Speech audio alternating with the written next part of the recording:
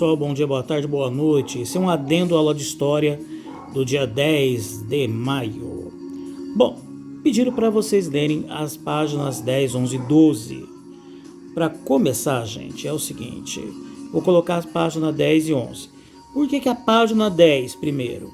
Porque precisa falar sobre migração. E para entender um pouco sobre migração, você tem que falar do ponto de origem da humanidade. Que é onde? África. O continente africano é a origem do ser humano, a origem da humanidade. Então nós temos aqui, olha só, como estudos de vestígios, como restos, esqueletos, pegadas e utensílios variados, encontramos em diversas partes da África e do mundo. Várias teorias foram criadas para explicar como os seres humanos povoaram outros continentes, além do continente africano. Pessoal, continente africano, origem da humanidade, beleza? Algumas tecnologias atuais permitem identificar a idade aproximada desses vestígios. De acordo com as datações, teorias são elaboradas, confirmadas, refeitas ou abandonadas pelos cientistas. Por exemplo, as teorias sobre a data da chegada dos primeiros seres humanos à América variam entre 11 mil a 50 mil anos, ou seja, 11 mil a 50 mil anos. É trem, é tempo, hein?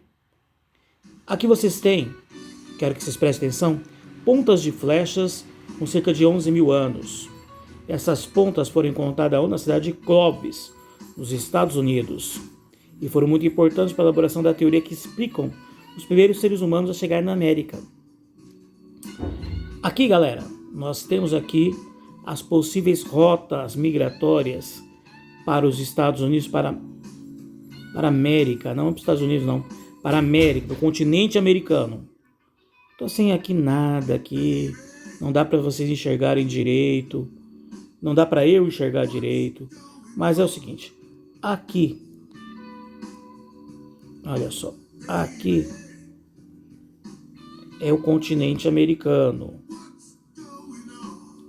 Tá? Beleza, até aí tudo bem? Aqui são os outros continentes. Ásia, Europa, África. Só tem uma partezinha dela aqui. Não dá para vocês enxergar direito, mas entenderam. E o caminho que eles fizeram. Nós temos duas grandes teorias que fizeram chegar o povo que nasceu aqui até aqui. Primeira teoria, pegar de amarelo. Passaram por aqui, por o Estreito de Bering, que é uma região que na época em que havia meu Deus, o nome daquele filme, a Era do Gelo, opa, lembrei. Na época que havia a Era do Gelo, na última Era do Gelo, isso aqui estava mais baixo. Então havia um estreito de terra que ligava os dois continentes. O mar estava mais baixo, o oceano estava mais baixo, tá? E esse pessoal veio aqui andando, SP2 no pé, andando a pé. Outra teoria muito conhecida é que muito tempo antes, mas bota muito tempo antes disso aqui, vou colocar em vermelhinho, muito tempo antes disso aqui, as pessoas que viviam aqui começaram a ir para as ilhas, como o Japão, como aqui que eu esqueci, ilhas que pertencem à Oceania, e começaram a navegar, pegar os seus barquinhos e vir para cá. Professor, é muita água, não dá para pegar um barquinho e vir aqui. Não dá, realmente. Mas acontece que aqui tem ilhazinhas que não estão no mapa. Então o que eles faziam? Iam para uma ilhazinha, viviam na ilhazinha, montavam sua cidade na ilhazinha, povoavam essa ilhazinha. Quando tinha muita gente, tinha um povo que vinha para outra ilhazinha, vivia nessa ilhazinha, povoava essa ilhazinha, enchia de gente essa ilhazinha, depois vinha para cá e deixava essas ilhazinhas para lá. Ou seja, esse pessoal vinha para cá. Sabe um filme bom para vocês verem um exemplo disso? Um filme bom que fala sobre isso é Moama. Tem o exemplo lá do pessoal da Polinésia, o pessoal do Havaí, que a Moama está lá, mas ela sente vontade de ir para o mar, porque os antepassados delas eram do mar e faziam isso tudo. Então, nessa partezinha, galera, você tem esse movimento em que se sai de um lugar e vai para o outro, beleza?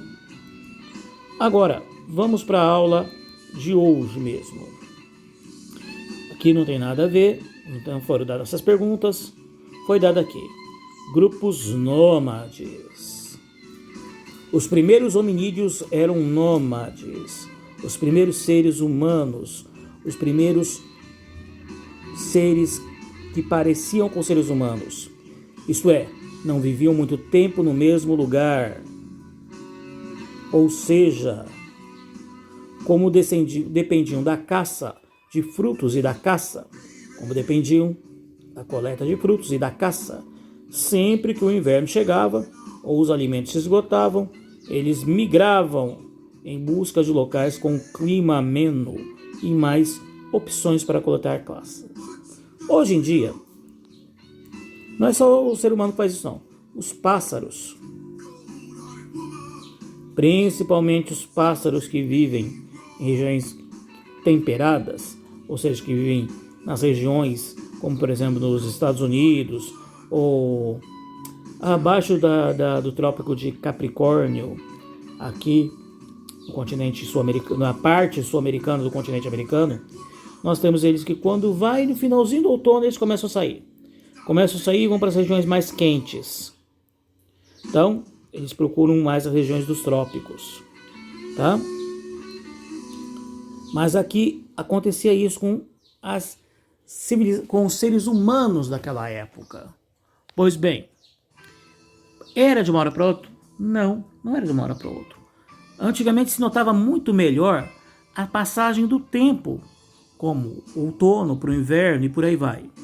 E naquelas regiões temperadas, que eu vou explicar isso, o que é trópico, o que é região temperada, o que é região polar em outra aula, vocês terão aí, que vocês perceberão que lá se percebe muito mais fácil. Ainda mais as pessoas que viviam todos os dias fora de casa, onde habitava uma tenda ou alguma edificação natural, uma gruta, uma outra situação. Tá? Inicialmente, eles consumiam os alimentos encontrados ao acaso, como frutas, restos de animais. Com o tempo, desenvolveram técnicas de caça e de pesca, que envolviam o trabalho em grupo. Muitas vezes, pessoal, esse trabalho em grupo, ele era uma observação do que tem na natureza.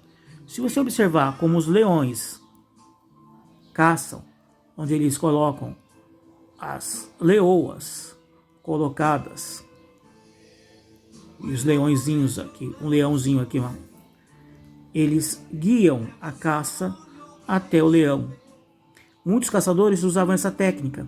Pegavam aqui, afastavam uma caça, por exemplo, um bando de gnu ou um bando de zebras, e afastavam ele até chegar na armadilha. No caso dos leões, caçavam ele até chegar no leão. E pesca também, tá? Também técnicas de pesca que foram utilizadas.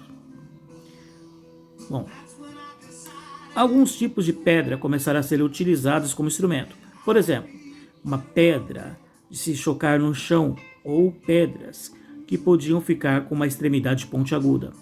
Essa pedra lascada se tornaria uma ferramenta útil para cortar frutos e raízes. Falando nisso, galera, é o seguinte, pedra lascada é um nome para a primeira fase da pré-história.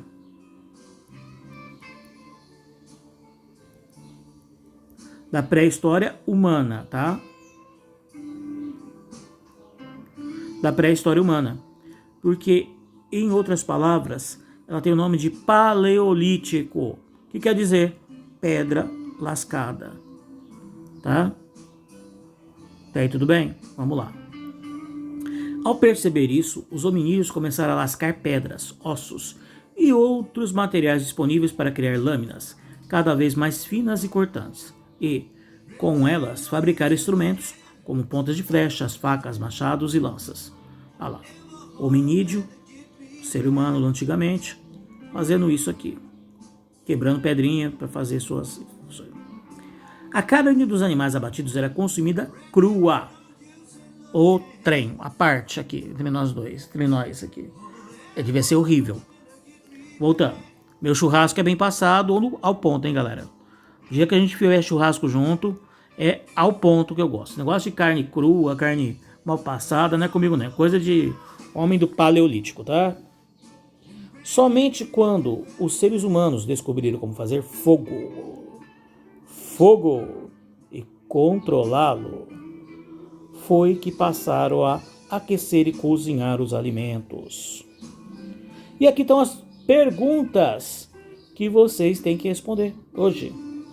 As atividades realizadas pelos primeiros grupos de seres humanos ainda são realizadas hoje? Pessoal, caça e pesca. Aqui, ó. Caça e pesca é realizada ainda hoje?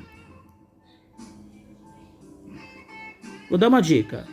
Um, infelizmente, sim. Outro, com certeza, sim. Tá?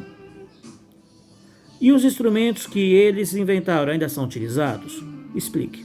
Vamos lá, pessoal. Arco e flecha ainda dá para usar? Vara de pescar ainda dá para usar? Ainda se usa na pesca?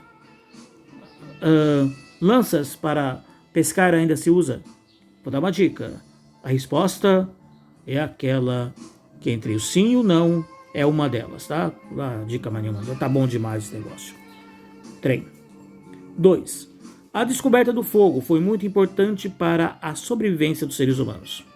Além de possibilitar o cozimento dos alimentos, que outras vantagens o controle do fogo pode ter trazido? Vou dar uma dica. O que você acha do frio? O pessoal que vive lá nos polos, o pessoal que vive lá nas regiões temperadas, que é mais frio que aqui, nós vivemos nos trópicos, onde é mais quente. Você acha que esse povo sobreviveria sem fazer uma fogueirinha à noite? Sem controlar o fogo? Hein? Pensa. Se tiver na dúvida, pesquisa. Afinal de contas, como eu falei para uma aluna hoje, Google não foi feita só para pesquisar a música do BTS. Tá? Então, meninos, meninas, essa foi a página 11. Vou gravar um vídeo explicando a página 12, tá? Tchau, tchau.